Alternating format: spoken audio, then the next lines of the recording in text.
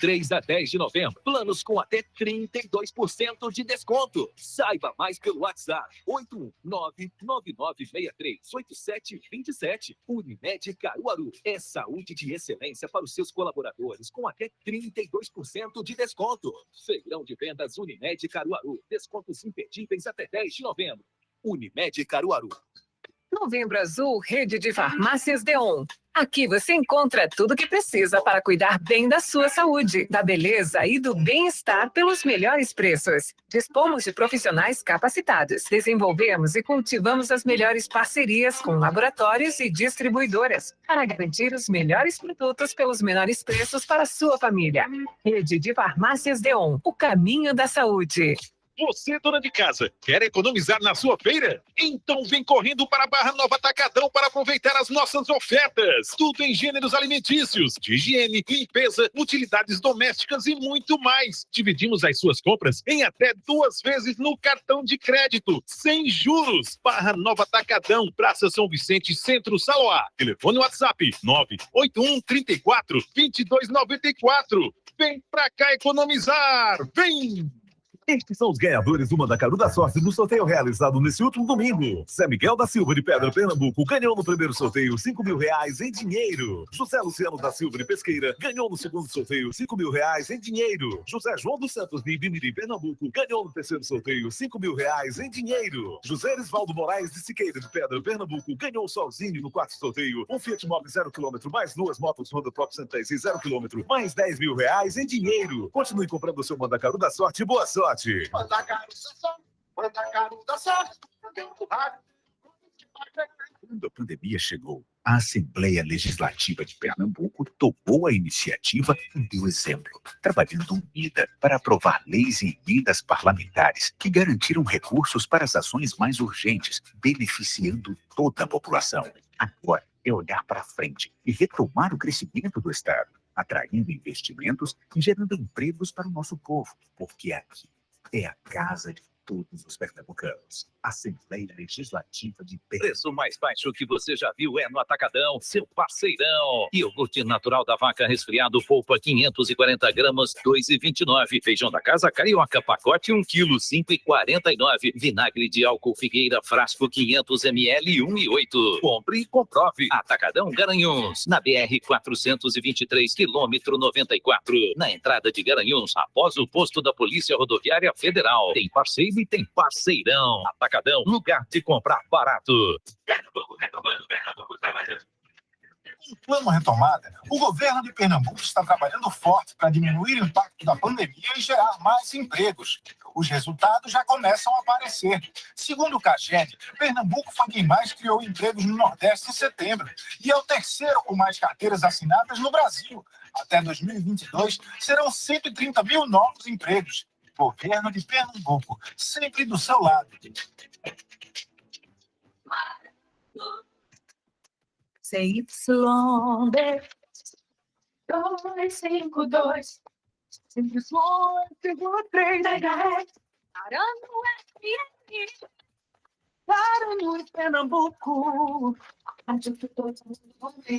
Está no ar. Quarto Poder. Seu programa jornalístico com credibilidade e imparcialidade, sob o comando do economista Matheus Fernandes e dos bacharéis em Direito, Felipe Barros e Lucas Cavalcante.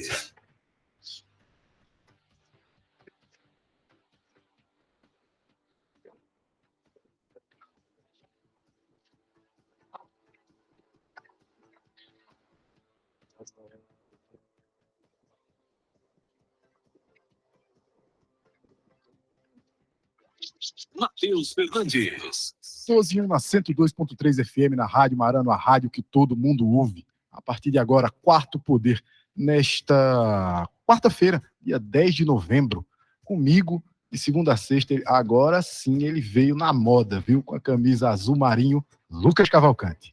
Lucas Cavalcante.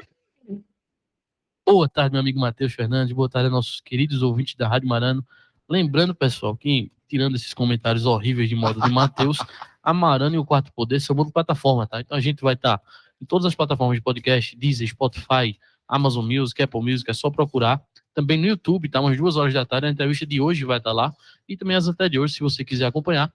E, obviamente, pelo site da Rádio Marano ou pelo aplicativo. Então, você fica bem livre aí para escolher onde quer acompanhar. Quando quer transmitir pelo site, é só ir lá na TV Marano, ali embaixo no site, www.maranofm.com.br, aí você coloca TV Marano, ou no aplicativo, quando você coloca, já transmite. Inclusive com imagem, tem um botãozinho lá no aplicativo de live, é só clicar e abre Passa a tela. tudo que está passando no estúdio. Exatamente. É isso.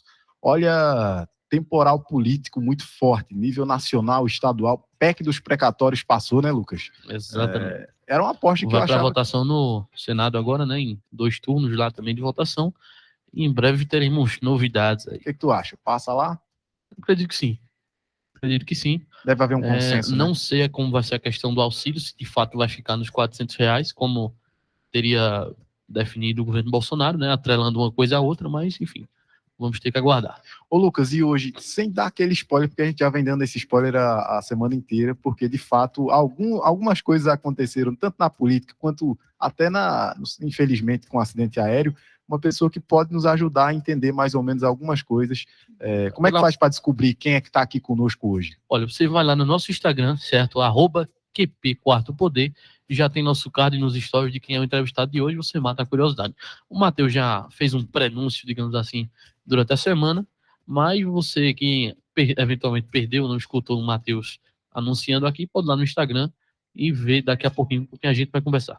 Ele é engenheiro aeronáutico, mecânico aeronáutico, na verdade, né? Formado pela AITA, também teve um pouco da sua formação na França. Eu vou dizer algumas coisas, não vou dizer o nome, depois eu digo o nome. Foi candidato a vice-prefeito lá no ano de 2020 em Arco Verde, nossa querida Arco Verde, e agora é pré-candidato a deputado estadual. Vamos saber mais sobre os detalhes, mas isso e muito mais só daqui a pouquinho, 12h04, vamos dar um rapidíssimo intervalo e voltamos em instantes.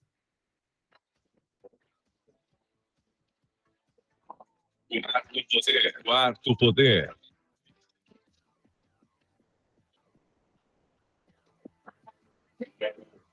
Em Jucati, todo mundo ouve. Marano, a superpotência de Pernambuco. O Quarto Poder está sempre com você. Acompanhe nossos programas e matérias em nosso canal no YouTube, Twitter, Face e Instagram. Aumenta o carro. Advogado e advogada, cadastre-se no programa Anuidade Zero. Você pode aproveitar as ofertas dos nossos parceiros, acumular pontos que podem ser convertidos em descontos e até zerar o valor da sua anuidade na OAB Pernambuco no ano seguinte. Já são mais de 100 parceiros virtuais e presenciais em todo o Brasil. Restaurantes, lojas e serviços em educação, saúde e muitos outros. É fácil, rápido e seguro. Consulte o regulamento pelo site anuidadezero.oab.org.br. Sua empresa está precisando de capital de giro? Tem planos para investir em novo negócio ou ampliar suas operações? Não consegue financiamento junto aos bancos ou investidores? Conte com a Sedes Consultoria e Planejamento para solucionar os problemas de sua empresa. Afinal, são mais de 18 anos de experiência no mercado e mais de 500 projetos aprovados no Banco do Nordeste. Visite nosso site www.sedesconsultoria.com.br. Quarto Poder.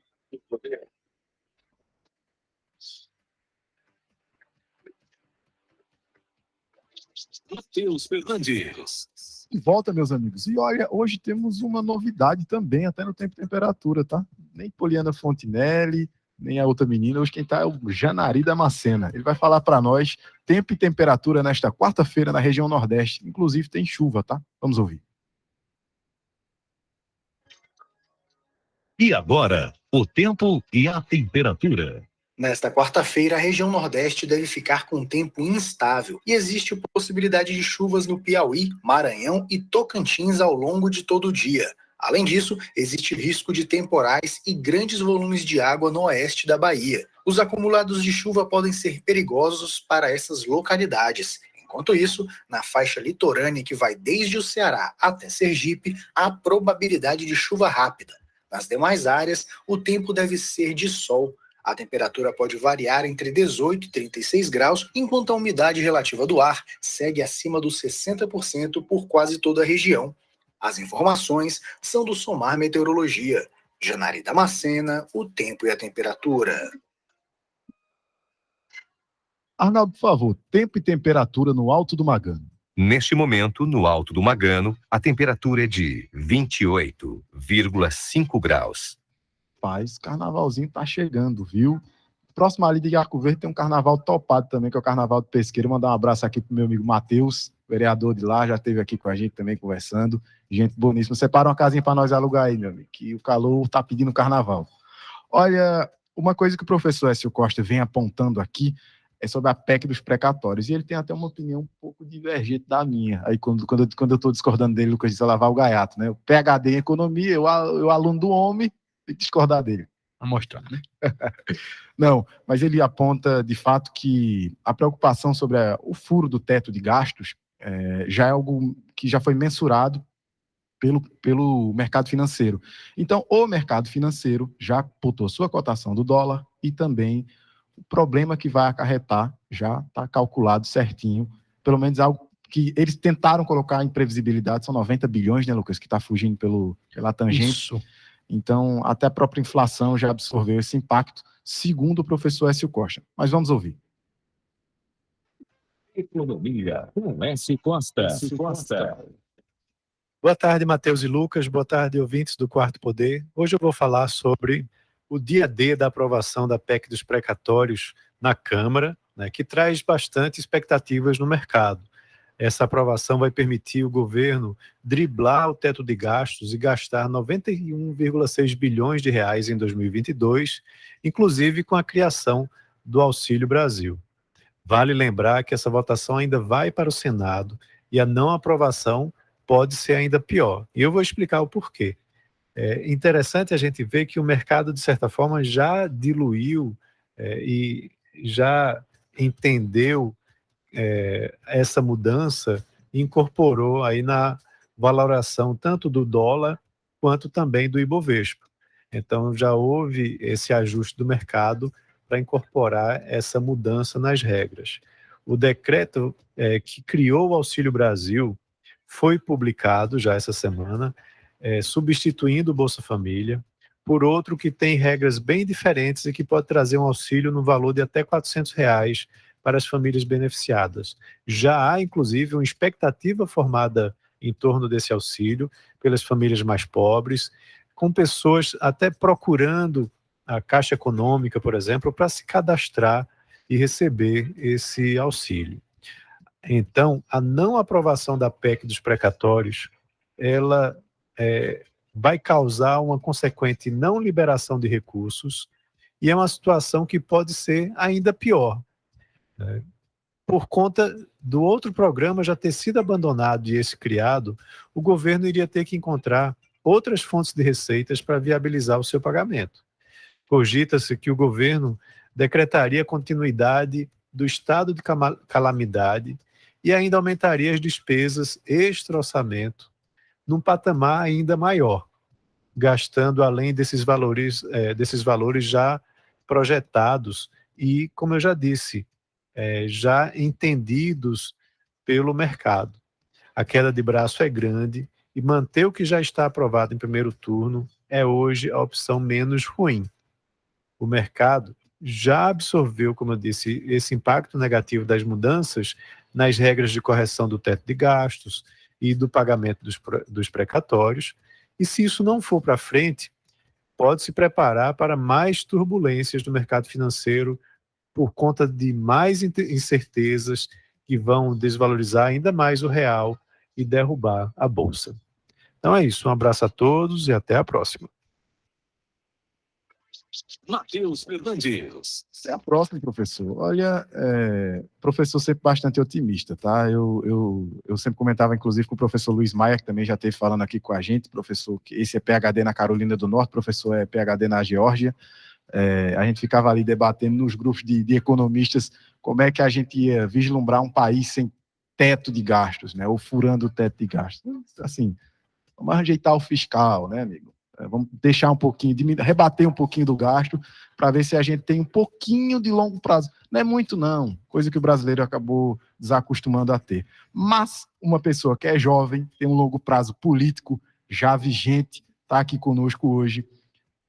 Eu vou começar falando um pouquinho da faculdade dele, da formação dele. Você vai me dizendo se tá bom, tá, Lucas? Ok. Ele é graduado em Engenharia Mecânica Aeronáutica pelo Instituto Tecnológico da Aeronáutica, em 2013. Ele tem extensão universitária, e acho que é Monteur, não sei se é assim, é francês, Monteir. Monteur, olha, francês aí. Lá na França, eu não vou citar todos esses nomes aqui, ele tem uma parte da formação dele na França, e ele disputou, ele começou, mas ele vem de berço, né? A política já vem na casa dele desde muito tempo. O pai dele foi deputado estadual, inclusive a colunista nossa aqui foi amiga dele enquanto esteve lá na Alep, a deputada estadual Priscila Krause, e ele está aqui conosco hoje. Ele foi candidato a vice-prefeito no ano de 2020, um dos corajosos, tá? Porque sempre que um político que disputou a política de 2020 vem aqui, eu falo isso porque foi diferente de tudo, uma pandemia, e agora ele testou seu nome nas urnas, teve uma excelente votação, não logrou esse, mas teve uma excelente votação, teve seu nome reconhecido pelo povo de Arco Verde, está aqui conosco hoje, Eduínio Filho. A partir de agora, a entrevista do Quarto Poder. Quarto Poder, entrevista. Jovem, bem formado, e retornou à sua terra para botar seu nome à disposição da política. Esse é Eduínio. Seja muito bem-vindo aos microfones da Rádio Marano do Quarto Poder, Eduínio. Obrigado, Matheus. Obrigado pelo convite aí. Quero agradecer a você, a Lucas, por abrirem essa oportunidade de a gente conversar um pouquinho, né? Eu fico muito feliz de vir aqui, Garanhuns, que, claro, é uma cidade irmã de Arco Verde, eu sou de Arco Verde, e agora, principalmente, que a gente vem andando com esse projeto aí de representar a nossa região e representar Pernambuco, a gente tem que aproveitar sempre essas oportunidades, né? E a gente começa sempre com uma pergunta, né, Lucas? Uma pergunta até filosófica. Exatamente, é quase filosófica. E antes da gente falar sobre sua formação, sobre a atividade política, exatamente, eu queria perguntar quem é o Eduínio, né? No CPF. Eduínio, na pessoa natural aí. Explique pra gente quem é o Eduínio, quais foram os sonhos do Eduínio, desde da tenra infância até eu ia dizer até a vida adulta, mas é um menino como a gente, jovem, né? É um jovem. E também eu complemento essa pergunta sempre dizendo, Eduínio, engenheiro aeronáutico. Por que política, rapaz? A política que se formou no ITA. Na ITA, vai de seita, o engenheiro da NASA agora. Aí quando, sabe que não, aquele sentimento vem por dentro e puxa para a política. Fica com a palavra. Vocês falando aí de mim, eu tô até me sentindo importante aqui, porque, sinceramente, quando eu tenho algum tempo para me apresentar, eu nunca uso muito da formação, até porque, para ser muito sincero, talvez na política a gente tenha que falar um pouquinho mais simples e, digamos assim, exercer aquilo que a gente é na essência, né? A gente precisa dar uma retroagida e ver como foi o nosso crescimento pessoal e até saber lidar com as pessoas que realmente fizeram a gente crescer. Eu, como falei, eu sou um arcoverdense que me criei em Arco Verde, saí para me formar, para fazer toda a formação, dei o melhor que eu pude, mas essencialmente fui sendo trazido de volta aos poucos, né? Como você falou, eu estive fora, voltei para São Paulo, voltei para Recife, e hoje eu moro em Arco Verde, tenho minha vida profissional e pessoal em Arco Verde. Foi uma opção que não foi só que eu quis, foi algo natural que foi acontecendo, sabe, Matheus, sabe, Lucas?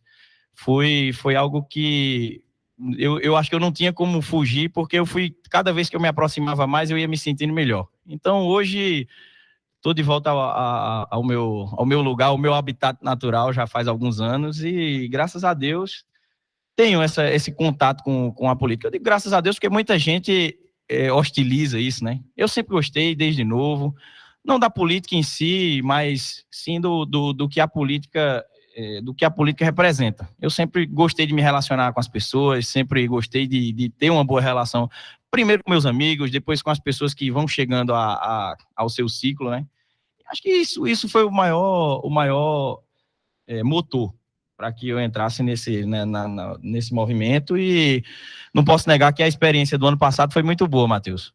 Foi uma experiência que me proporcionou a oportunidade de conversar, me proporcionou uma exposição que talvez eu não tivesse, se eu não tivesse enfrentado esse pleito, e, sinceramente, eu saí muito feliz, muito animado, e doido para a gente discutir mais e ter mais oportunidades como essas. Não, e você falando É porque, assim, quando a gente fala da política de Arco Verde, tivemos, inclusive, aqui com o atual vice-prefeito também, na semana passada, é isso, Lucas? O Israel Rubis, delegado Israel. A gente fala de uma política que, assim, para quem não conhece, eu recomendo que conheça, que dê até uma olhada no que foi disputado ano passado, que foi uma das políticas mais aguerridas e mais complicadas e mais difíceis de uma disputa par e passo ali, voto a voto, no ano de 2020, no estado de Pernambuco e, inclusive, a nível nacional, né? Você olhar proporcionalmente, eu acho que foi uma das disputas mais pesadas e foi sua primeira disputa eleitoral, né? Você, obviamente, tem acompanhado a vida do seu pai, disputou eleitoralmente em algumas oportunidades, mas, de fato, o seu nome, quando entrou, não entrou para brincadeira, né? Você buscou um desafio enorme. Arco Verde é uma das cidades inicinho do Agreste e inicinho do Sertão. Arco Verde é conhecida como a Porta do Sertão, é a primeira cidade do sertão de Pernambuco, Sertão do Mochotó. Olha aí. Uma das cidades que mais se desenvolve no estado de Pernambuco. Seja a nível de construção civil, inclusive você tá ali no ramo também, seja a nível educacional, que também tem ganhado espaço, o comércio de Arco Verde cada dia mais cresce e, assim, obviamente que com o tamanho da cidade, os problemas também vão tomando contorno ali, né?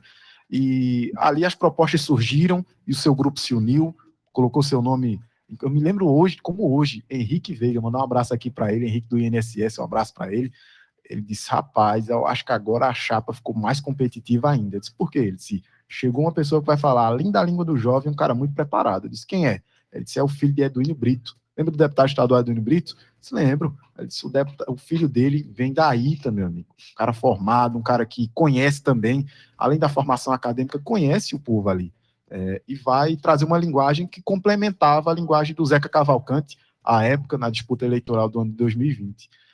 Como é que foi para você receber esse... Olha, é seu nome que vai.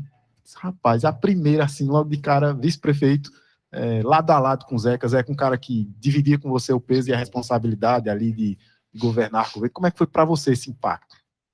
Olha, Matheus, quando eu paro para pensar nisso aí, realmente, às vezes eu penso, rapaz, ser lembrado nisso aí foi uma coisa muito, muito importante, muito grande, né?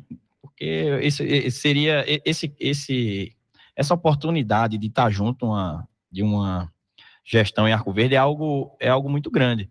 E assim, mas para mim, eu acho que eu fiquei tão empolgado desde a primeira conversa e desde que que surgiu essa oportunidade, que eu já comecei a me imaginar e me cobrar para representar bem esse papel e participar do pleito à altura, né? Eu sei que a gente estava em um pleito importante, não só para Arco Verde, mas para toda a região, e nós tivemos, modéstia à parte, fizemos uma campanha muito bonita, muito em alto nível. A gente conseguiu discutir a cidade de uma forma que até melhor do que a gente queria. E então, assim, eu acho que desde o início a expectativa foi alta e a gente lutou e sabia que a discussão seria em alto nível. E foi isso que a gente tentou. Então, desde o início eu já me preparava, tentei me preparar ao máximo para fazer essa discussão e participar dessa discussão. Claro que no ano passado era local, mas que a gente sabia que uma hora ou outra ia ter que furar as fronteiras de Arco Verde, as divisas, né, da cidade, e a gente ia precisar discutir muito mais o ser humano e o pernambucano do que simplesmente os problemas de Arco Verde. É claro que os problemas de Arco Verde ainda são, para quem milita lá, para quem mora lá, ainda são os principais. Mas a gente sabe que a gente não pode esquecer e limitar essa discussão agora, né? A gente precisa pensar grande e passar das divisas, como eu falei. Olha, Duninho, com certeza a gente vai perguntar um pouquinho, não muito, sobre eventuais projetos aí, sua percepção sobre o sertão do Mochotó, do Pernambuco como um todo, mas a gente vai fazer isso só depois do intervalo, tá, Matheus? Eu queria que tu segura aí também. O pessoal já percebeu que ele tem retórica, né? Tem, não. Preparado. Afiado. 12h21, a gente vai para um rápido intervalo comercial e volta daqui a pouco.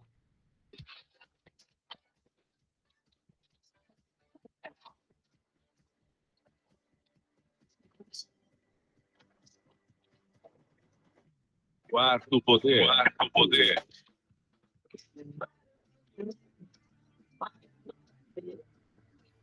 Em Águas Belas, todo mundo ouve. Marano, Superpotência de Pernambuco. Tô ligado na Mara. Envie seu e-mail para qp4poder@gmail.com. qp4poder@gmail.com. Momento CAP. Enfrentando a pandemia, a Caixa de Assistência do Advogado de Pernambuco promoveu ações para minimizar ao máximo os danos sofridos pela advocacia. Além de oferecer máscara e álcool gel, a CAP distribuiu mais de 35 toneladas de alimentos em cestas básicas para advogados e advogados de todo o estado, além de oferecer auxílio financeiro para aqueles que comprovadamente precisaram de apoio naquele momento. No nosso site, você confere os serviços e benefícios. Acesse www.caap.org.br. Eu sou Fernando Ribeiro, advogado e presidente da CAAP. Sua empresa está precisando de capital de giro? Tem planos para investir em novo negócio ou ampliar suas operações? Não consegue financiamento junto aos bancos ou investidores? Conte com a Sedes Consultoria e Planejamento para solucionar os problemas de sua empresa. Afinal, são mais de 18 anos de experiência no mercado e mais de 500 projetos aprovados no Banco do Nordeste. Visite nosso site www.sedesconsultoria.com.br. Quarto Poder.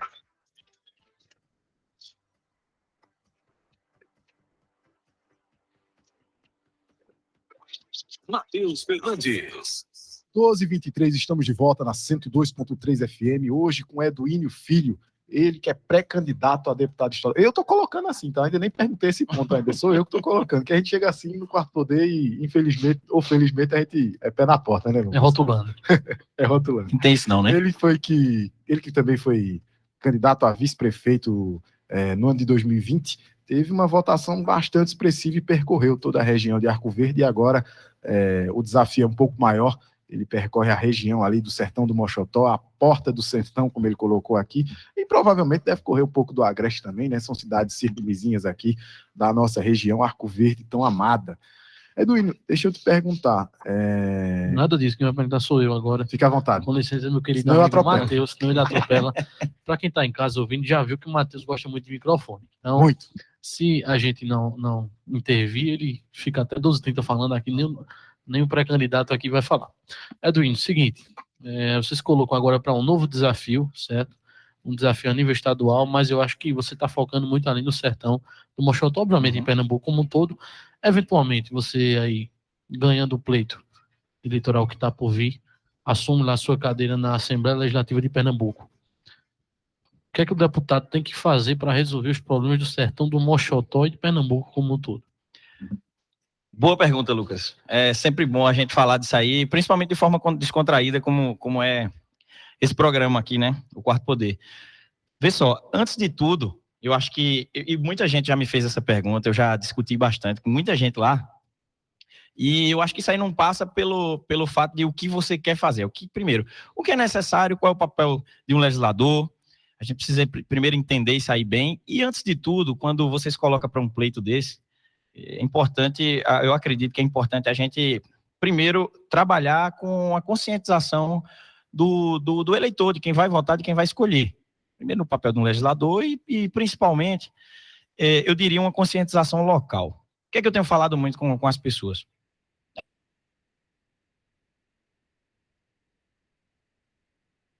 Como Floresta, por exemplo, uma cidade importante para Pernambuco, que é uma cidade pequena e tem representação, tem 2 deputados. Como é que isso pode acontecer? Como é que isso poderia acontecer se o povo de Floresta não tivesse essa consciência de que precisava de representação? Então, a gente sabe que, antes de tudo, um povo, para ele ser representado, ele precisa ter essa noção, precisa ter essa ideia de que ele precisa ter gente dele, ter gente da região, gente que entende os problemas deles, representando esse povo. Então, eu digo sempre a cidade de Floresta, porque o povo de Floresta já se condicionou e já entendeu que é preciso votar em pessoas de lá, em pessoas, e o voto não pode ser dado para deputados e candidatos que vêm de lá do Alto Sertão ou até do litoral, porque a gente sabe, querendo ou não, esse perfil não estou dizendo, não estou fazendo nenhuma crítica, até porque a gente tem deputados extremamente competentes de outras regiões, mas que, claro, eles cumprem o papel deles de assistir às suas regiões. Então, se a gente fizer uma análise ali, eu posso citar aqui 10 cidades, por exemplo, da região, que é uma região irmã de Garanhuns também.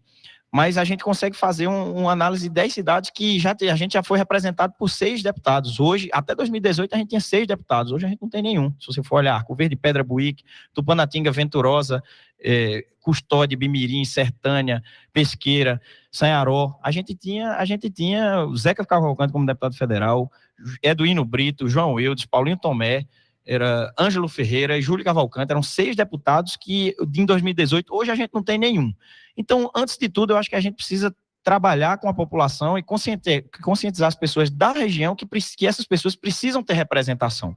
E a partir daí, sim, a gente discutir a bacia leiteira, que é um grande fomentador da economia local na Pedra.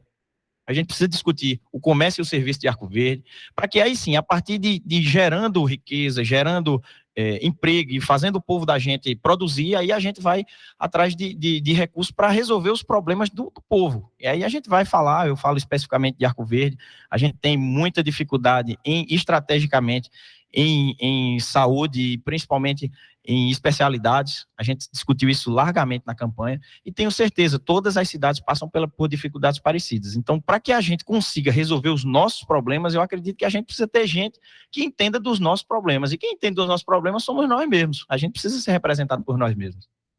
Importante isso. Deixa eu só, antes de mais nada, que senão eu vou levar uma bronca aqui, meu amigo. Rânia Freitas, vereadora de Ceará. Minha amiga, Rânia. Vou dar um abraço aqui para ela, que Eduardo só está aqui hoje porque ela fez a ponte. Obrigado, minha querida. Você está devendo uma visita, a segunda visita a nós aqui. Eu posso mandar um abraço também? Com Quero mandar um abraço grande aqui, Rânia.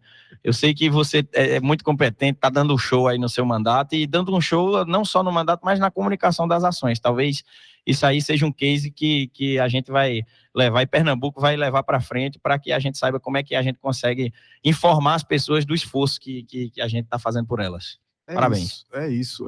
A juventude tem se importado demais com a política e isso é muito bom, né? A renovação política ela é necessária, inclusive na nossa região, não pode ser diferente. Você apontou aqui, isso aqui é recorrente em temas de debate nosso aqui, da representatividade, seja do Agreste, seja do Sertão do Mochotó, de diversas regiões na Alep, né? Às vezes fica se concentrando em algumas regiões que se importam politicamente e a gente, não é que a gente deixou de se importar, é que às vezes os quadros não se colocaram à disposição, né? Às vezes as pessoas têm um recuo, eita, vou entrar na política nada, é um caminho difícil, é um caminho tortuoso. De fato, gente, mas a gente precisa de representatividade na Alep, precisa observar um pouco do que são os problemas locais e ser representado por gente da gente, né? Eu acho que é isso que você vinha colocando, né? Uma vez, inclusive, eu vi uma entrevista sua que você falava muito bem claro, né? Alguém perguntou quais são os idiomas que Eduardo Filho fala. Por ter formação na França, ele disse, olha, eu falo francês e inglês, mas a língua do povo é a que mais tem falado. Né? De fato, eu acho que para você, como é que você tem visto a recepção quando o seu grupo, provavelmente você não está se colocando sozinho, né? O grupo decide que, olha, acho que o seu nome é bem-vindo nesse momento. E também quero fazer uma pergunta, esperar o Lucas voltar um pouquinho, que ele foi buscar um café para a gente, de que como é que você está vendo essas questões partidárias? Você ainda está afiliado no Podemos, foi na chapa do Podemos, mas eu quero saber como é que o grupo recebeu o seu nome, como é que ele... Foi uma segunda chamada, né? Ou já foi ali dentro da proposta de 2020, o pessoal pensava, e aí pegou o tino da coisa como pai, vai seguir adiante. Como é que foi para você esse segundo chamado? Matheus, desde o início tem tudo que tem acontecido desde que a gente construiu um projeto, uma chapa e um grupo para a disputa de 2020, tudo tem sido bastante natural. Então, a coisa tem acontecido de forma que a rua vem dando algumas respostas e impulsionando a gente pelos caminhos. Então, eu até diria, o grupo, escutei isso de alguns políticos importantes e tomei isso para mim. Acho que o grupo de qualquer político, antes de tudo, é o povo. Depois do povo, aí a gente vai, sim, aglutinando lideranças políticas.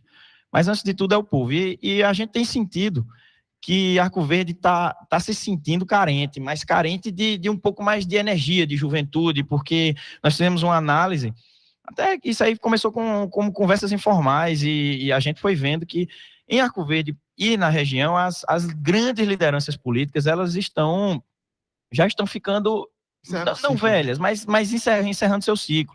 A gente tem em Arco Verde, por exemplo, a ex-prefeita Madalena, que já está numa idade relativamente avançada. Não vou dizer que ela está velha, porque a cabeça de todo mundo funciona hoje em dia até, né, a idade não mais, a cabeça não cabe mais na idade, mas já estão em um ciclo de encerramento. O próprio prefeito de Arco Verde, o Wellington, que entrou agora, ele já entrou com um pouco mais de idade, então a gente sabe disso. O próprio As mentalidades são diferentes. De todos eles, o mais novo é Zeca, que já, claro, ele mesmo já diz, já está chegando num ponto em que ele vai querer cuidar mais dele, depois de ter tentado, de todas as formas, cuidar o máximo possível do povo, e eu acho que isso é natural, então, talvez essa carência e, claro, essa disposição, essa carência de jovens lideranças e a nossa disposição, claro, a energia que a gente coloca e como a gente acredita nisso e passa para as pessoas que a gente acredita nisso, talvez por isso as pessoas têm respondido de forma positiva, né, nessas andanças da gente. E claro, o grupo tinha uma ideia de que não tinha nenhum alinhamento para o lançamento de candidato. O próprio Zeca me falou durante reiteradas vezes que se não fosse essa, ele ia se retirar, porque achava que precisava cuidar dele, cuidar da família. E então, assim, esse espaço naturalmente começou a surgir. A chapa de vocês teve quantos votos lá? 17.006 votos. É uma votação expressiva. É uma votação muito expressiva. Isso mostra como foi acirrado o pleito, como ele foi bem discutido. Nós perdemos a eleição lá por 1,5% dos votos totais. Então, assim, a experiência foi, apesar de não termos logrado êxito na eleição, para mim a experiência foi positivíssima, porque de algumas formas consegui conversar bastante lá com as pessoas. Então, para mim, eu vejo como positivo. E isso aí é um movimento que tem sido natural, tem surgido e a gente tem respondido, tentado responder à altura. Importante. Lucas, à vontade. Obrigado, Matheus. É difícil o Matheus conceder a palavra, mas a gente tenta trabalhar aqui quando ele faz. Pessoal, a gente está discutindo aqui um pouquinho, obviamente não se pode falar ainda de propostas, de projetos, mas eu queria saber exatamente o porquê, aí você falou por cima, assim, mas exatamente o porquê de se lançar como pré-candidato a deputado, porque assim, existem diversas áreas de atuação na política, né? Você foi para um pleito majoritário aí como candidato a vice-prefeito, mas agora sai para uma posição que é um pouco diferente. De fato, essa questão da representatividade é o que mais pega, ou existe algum outro fator que fez você ir para tentar, né, esse cargo? Talvez até, deixa eu só complementar aqui, Lucas, talvez até para responder também um pouco do que você ouviu durante a campanha de 2020, daquelas demandas, quais foram as demandas que mais apertavam o povo de Arco Verde ali na região? Como o Lucas falou, essa representatividade ela é muito importante, porque sem ela a gente não consegue levar para frente essas demandas. Claro, as demandas, como eu falei, foram demandas mais locais, então bem específicas de Arco Verde. A gente sabe que o papel de um legislador estadual, ele passa por algo até, eu não diria maior, mas é um papel um pouco diferente, né? Como eu falei, ele precisa romper essas divisas e essas demandas locais, mas a gente sabe, eu acredito muito que uma vez a gente tendo representatividade, aí sim a gente tem voz e peso para fazer uma coisa muito importante para a nossa região. É uma bandeira que eu levanto e carrego, que é a bandeira de trazer o desenvolvimento para a nossa região. Se você for olhar, Arco Verde tem se mostrado como um polo importante de educação, mas infelizmente há acho que 12 anos a gente não tem um curso novo nas universidades públicas em Arco Verde. Isso aí tudo bem, você pode olhar e dizer, não, tem tanta coisa para a gente fazer ainda, a gente precisa dar uma fomentada no comércio, precisa sim dar uma modernizada na estrutura de Arco Verde para oferecer os seus serviços, que a gente sabe que talvez isso possa parecer pequeno, mas simbolicamente você expandir o polo educacional de Arco Verde é muito importante, não só por Arco Verde, é aí que eu vejo a diferença de você discutir um pleito local e um pleito maior. Arco Verde tem uma missão grande, que é de servir a região.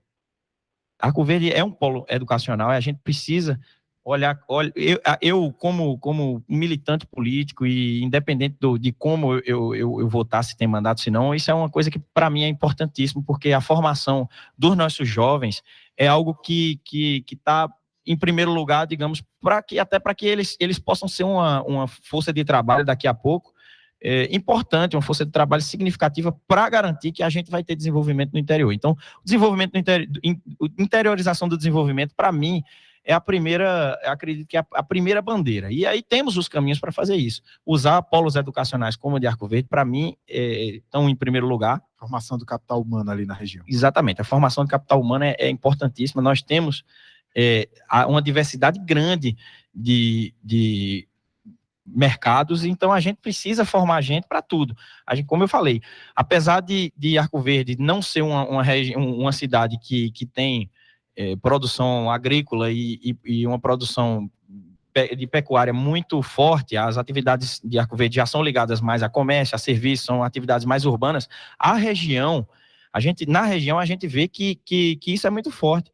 A gente tem produção de leite na Pedra, em Buíque, que são atividades que sustentam a região e a gente precisa formar gente até para modernizar a maneira com que a gente lida com essas atividades econômicas. Então, o desenvolvimento, interiorização do desenvolvimento, para mim, é importantíssimo e isso passa, claro, o fortalecimento do polo educacional da região inteira. Olha, tem umas dúvidas aqui, pessoal fofoqueiro, viu, no WhatsApp do Quarto Poder, começa a mandar com quem que ele vai dobrar para federal, já estou sabendo aqui umas coisas, mas isso eu vou guardar para depois dos intervalos. 12h38, a gente volta daqui a pouquinho.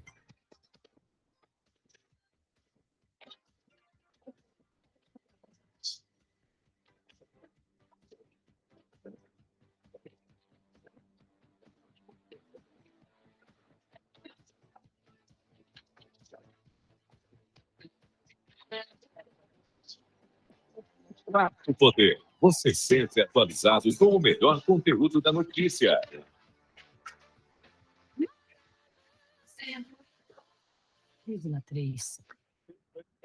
Em Piratuba, todo mundo ouve. A superpotência de Pernambuco. O Quarto Poder está sempre com você. Acompanhe nossos programas e matérias em nosso canal no YouTube, Twitter, Face e Instagram. Sua empresa está precisando de capital de giro? Tem planos para investir em novo negócio ou ampliar suas operações? Não consegue financiamento junto aos bancos ou investidores? Conte com a Sedes Consultoria e Planejamento para solucionar os problemas de sua empresa. Afinal, são mais de 18 anos de experiência no mercado e mais de 500 projetos aprovados no Banco do Nordeste. Visite nosso site www.sedesconsultoria.com.br. Momento CAP. Um dos benefícios oferecidos pela Caixa de Assistência Estadual de Pernambuco é o maternidade legal. Com ele, advogado inscrito na OBPE receberá o reembolso do valor da anuidade paga no ano em que derá luz ao seu filho ou à sua filha. O benefício é estendido aos casais homoafetivos em caso de adoção. A CAAP quer participar deste momento tão especial na sua vida. Eu sou Fernando Ribeiro, advogado e presidente da CAAP. Conheça este e outros benefícios no site www.caap.org.br. Quarto Poder, Quarto Poder.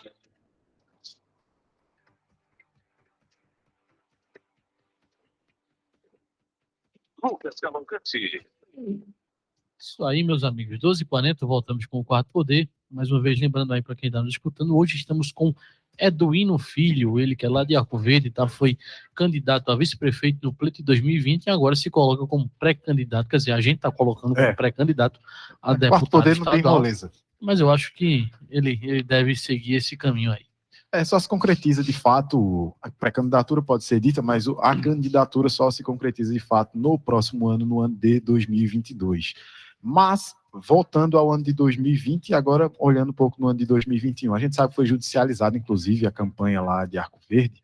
Você vê o nível de acirramento, meu amigo.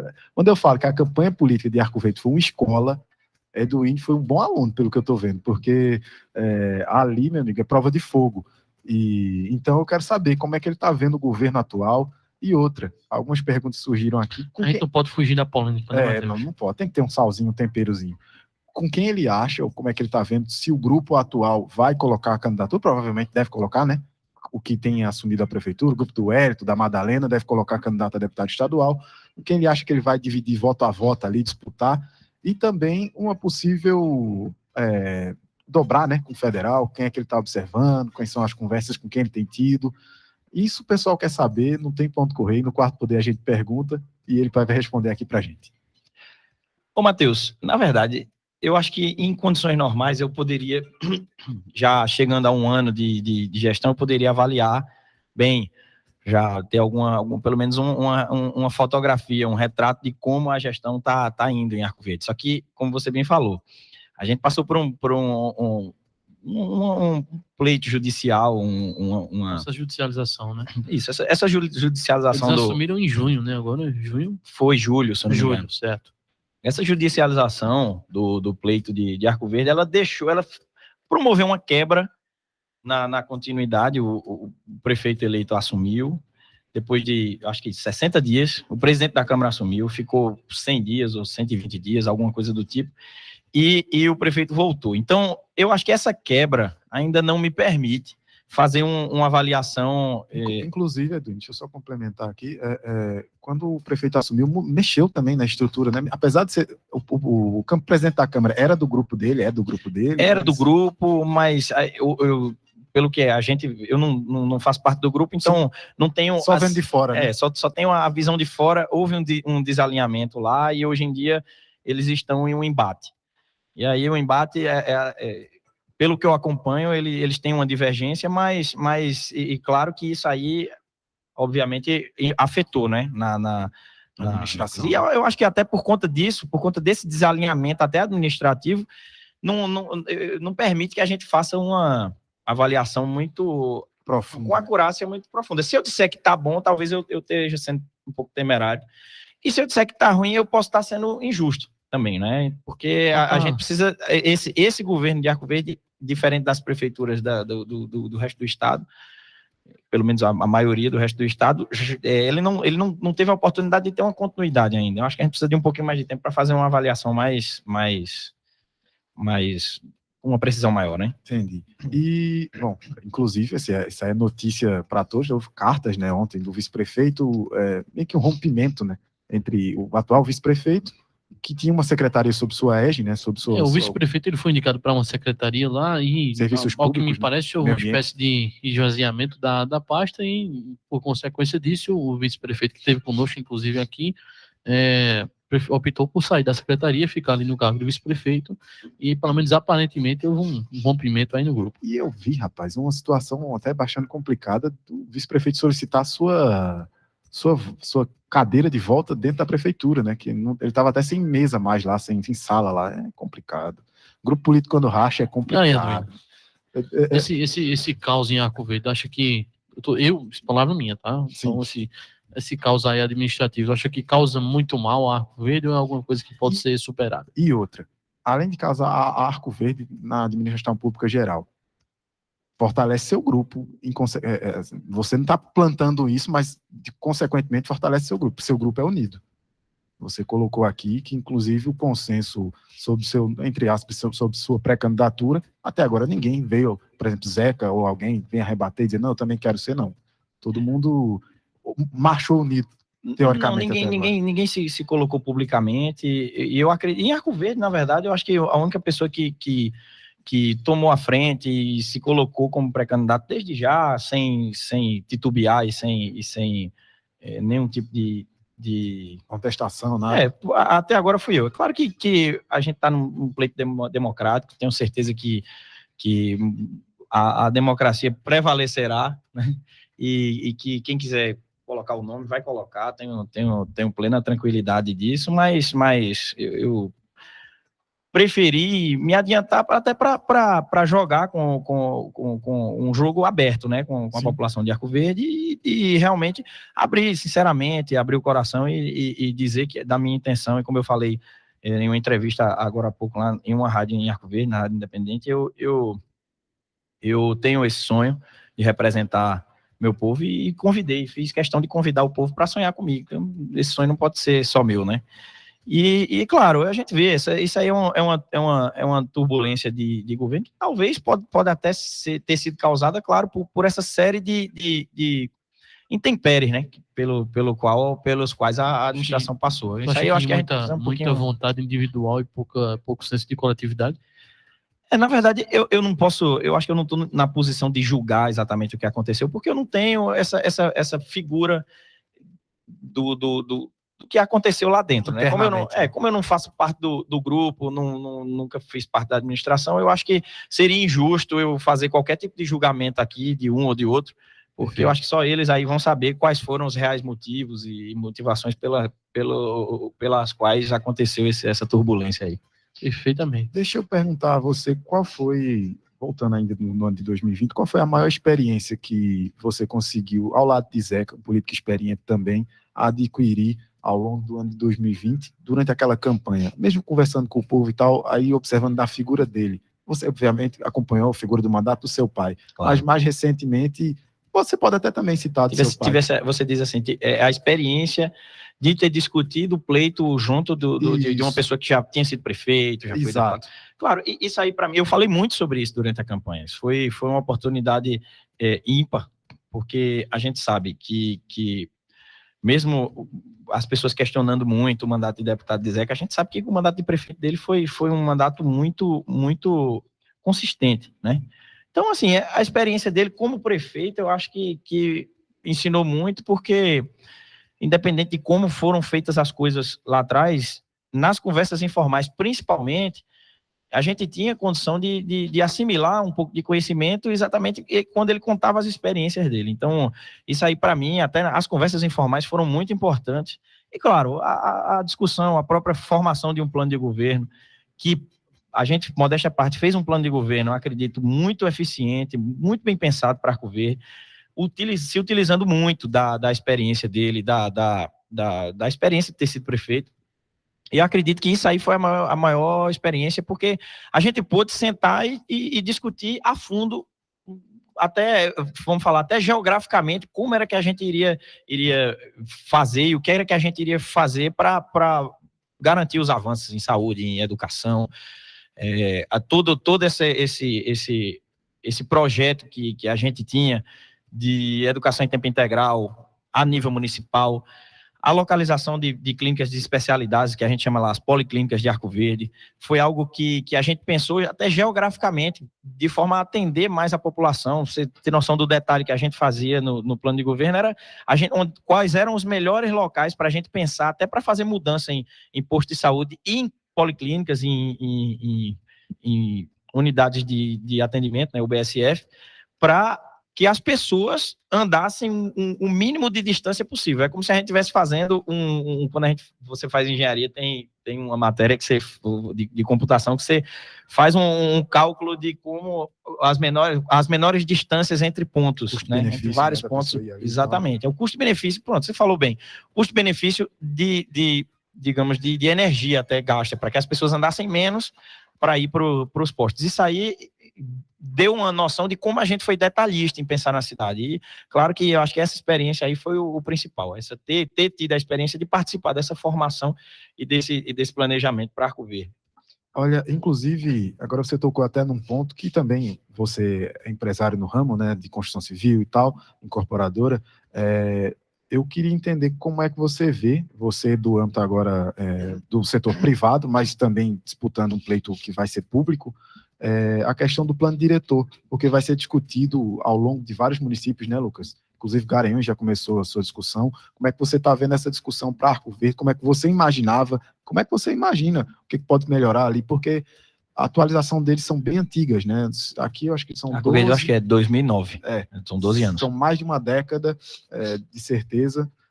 Como é que você vê o que pode ser ampliado, melhorado, facilitado para quem produz e gera emprego na construção civil e também para que harmonize melhor a cidade?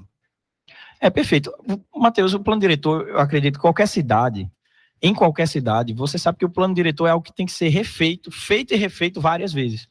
Porque é algo que influi diretamente em mobilidade, em habitação, e a gente sabe que isso aí é até parâmetro para você medir IDH. Então, o plano diretor, para mim, é algo importantíssimo que em todo mandato precisa ser reestudado. Tem prefeito que estuda no começo, tem prefeito que estuda no final. Eu acho que a cada 4 anos você precisa ver, até porque, você sabe, a velocidade com que as tecnologias avançam, ela é absurda. E outra coisa, a tecnologia avança a uma velocidade cada vez mais rápida, não é só o avanço, a velocidade do avanço é mais rápida, então a gente tem que acompanhar isso aí e fazer a coisa andar de acordo com o andar da informação. A gente sabe que quanto mais o tempo passa, mais gente estuda. A gente sabe que o estudo de urbanismo é algo que não para, sempre tem soluções novas surgindo, urbanismo, mobilidade, e o plano diretor tem que englobar isso, até para que as pessoas possam viver melhor e, claro, se espalhar de uma forma inteligente sobre o espaço de um município, de um estado. Então, eu acredito que Arco Verde já passou da hora de fazer essa reavaliação do plano diretor. É de 2009. A gente sabe o avanço que a gente fez nessa década. Em 2009, a gente não tinha praticamente, acho que 1% da capacidade de processamento de um telefone que a gente tem hoje. Então, venhamos e convenhamos, a gente ficar atrelado a um plano diretor que foi desenvolvido com as ferramentas que a gente tinha há 12 anos atrás, tendo em vista as ferramentas que a gente tem hoje, é algo que a gente está escolhendo se limitar. Então, acho que não só Arco Verde, como muitas cidades precisam rever o plano diretor, porque tem muita cidade aí que talvez nem tenha plano diretor. Perfeitamente. Olha, Eduino, agora eu vou pedir licença aqui para aproveitar um pouquinho da tua formação, tá? Isso. Agora, mãe, ó, escute agora, viu, que a senhora está reclamando. Dona Conceição. Olha, Dona Conceição agora vai ter sua resposta. A gente vai aproveitar, além da expertise política dele, da expertise pública, um pouquinho da formação dele. Há pouco aconteceu agora na sexta-feira um acidente com a cantora Marília Mendonça e mais 4 pessoas que estavam ali no avião. A gente sabe que sua formação é engenharia mecânica aeronáutica. Aí eu queria saber tua opinião aí como um profissional, como alguém da área, o que foi exatamente que aconteceu ali, só para matar a curiosidade do nosso ouvinte. É interessante porque muita gente, por saber da minha formação, me faz esse tipo de pergunta.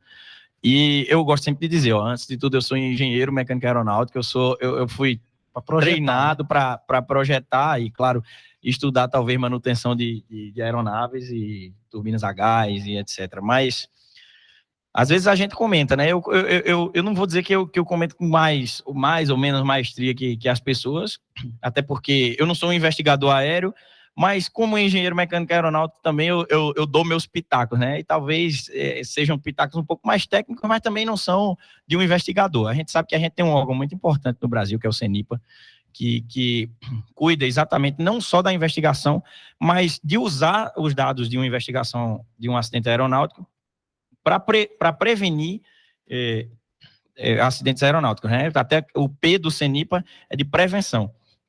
Então, a gente sabe que esse órgão, ele é muito cauteloso e muito responsável e muito reconhecido, exatamente para não apontar falhas e causas antes de ter a plena certeza do que aconteceu e do que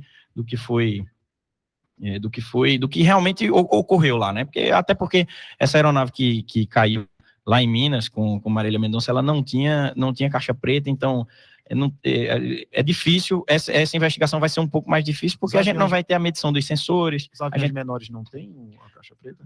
Depende, tem avião que tem avião que não tem. Esse modelo era um King Air, eu acredito que era um C90, né?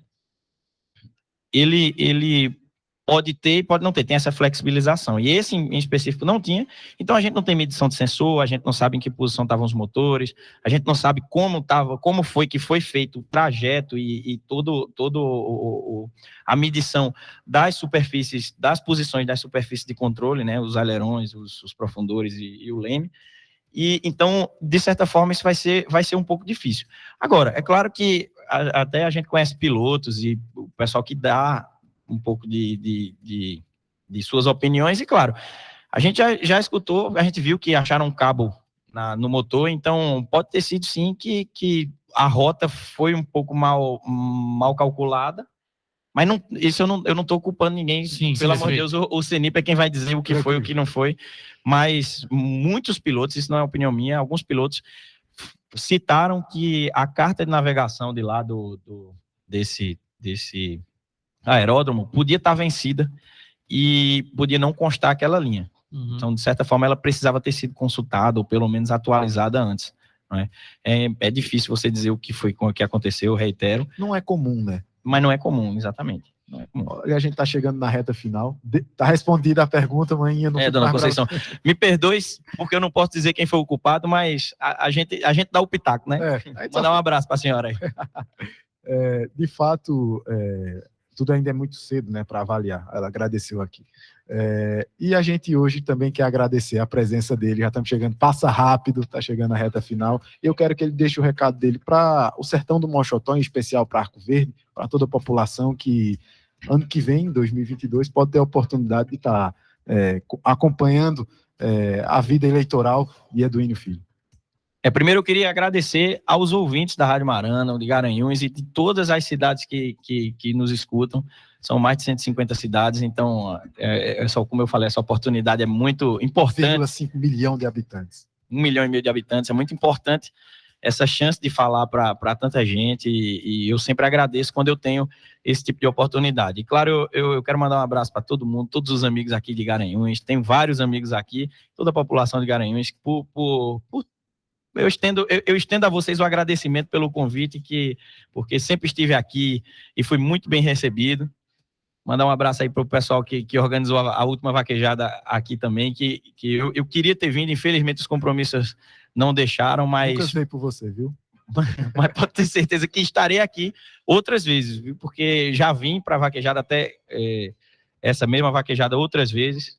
Felizmente, em maio, a gente teve aí o falecimento de Dom Rochão, que era um símbolo da vaquejada em Pernambuco, mas a gente tem certeza que a vaquejada vai se recuperar e a gente vai continuar tendo essa expressão cultural aí muito forte no nosso estado. E claro, eu queria mandar um abraço, como você falou, para meus conterrâneos lá em Arco Verde, meus conterrâneos de toda a região, como eu falei, tantas cidades, Pedra, Buíque, Venturosa, Tupanatinga, Custódia, Bimirim, Sertânia, Pesqueira, Sanharó, que eu tenho uma parte lá também, como a família da minha mãe é toda de lá, então minha metade é de Sanharó também, eu tenho outra metade na Pedra, tenho minha vida em Arco Verde, então o meu abraço aqui tem que ser muito grande. E claro, como eu sempre falo, toda oportunidade que eu tenho em falar da região, eu falo, que eu já disse aqui hoje, da importância de a gente se unir e antes de tudo, como eu estava falando agora, nessa semana eu faço aquelas caixinhas de perguntas no Instagram, e uma pessoa me perguntou, quando você fala de união, o que é que você quer falar? Unir lideranças políticas, unir cidades, eu disse, não, antes de tudo é unir o povo. A gente precisa unir as pessoas e conscientizar as pessoas de que a gente precisa ter representação própria. Então, independente do voto, vamos ter certeza de que a gente vai votar em gente da nossa região ano que vem. Vamos votar em uma pessoa que vai vir e vai ficar lá, que vai ficar junto com a gente. Não vamos entregar o voto, mesmo que a gente tenha pessoas competentes em outras regiões, e graças a Deus temos, porque nós somos um estado e o estado de Pernambuco tem que permanecer unido e temos que ter pessoas competentes em todas as regiões. Mas vamos dar uma olhada boa para a necessidade que a gente tem de representação e, antes de tudo, lembrar que a gente precisa de gente da gente representando a gente. É a união do povo da gente que vai fazer a gente ser visto, ser representado e vai fazer a gente ter força quando for importante levar aquelas coisas de que a gente tanto precisa. Então eu quero agradecer, mandar um abraço para todo mundo, mandar um abraço para meu pai, Eduínio Brito, que tem sido aí um grande entusiasta desse projeto e que acredita muito nele, que acredita que a gente vai conseguir fazer tudo isso. E através dele eu quero mandar um abraço para todos os pernambucanos e agradecer mais uma vez a vocês, a Lucas, a Matheus, dar parabéns pelo programa. Eu posso dizer que eu vi várias edições antes e vocês estão dando um show. Espero voltar aqui mais vezes. Muito obrigado, um abraço. Já se sinta convidado para, numa outra oportunidade, estar aqui com a gente conversando mais, eventualmente, quem sabe, já como um deputado eleito, ou até antes mesmo, a gente faz esse convite. E é isso, a gente vai se despedindo. Tivemos hoje com o Eduínio Filho, lá de Arco Verde, tá? Vai ser aí